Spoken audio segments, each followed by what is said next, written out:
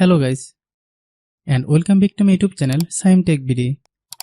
Today I will discuss how to fix Chase mobile login error. I have a request, if you are new to channel, please subscribe and stay with us. Click Settings, click Apps, click App Management, find Chase Mobile, click Chase App, click Storage Use, then click Clear Data.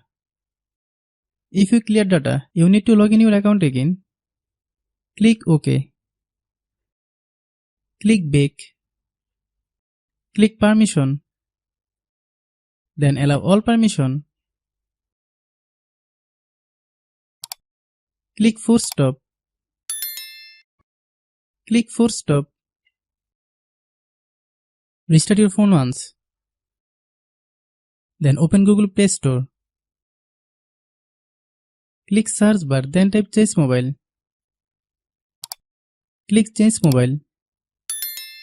If you get any update, please update. Open Chase Mobile app, then log in your account. If your problem is not resolved after following all the steps, then understand that the server is down now. Try after a few hours, it will be fine. I have a request, if you are new to channel, please subscribe and stay with us. By watching my tutorial for more tech videos, you can subscribe.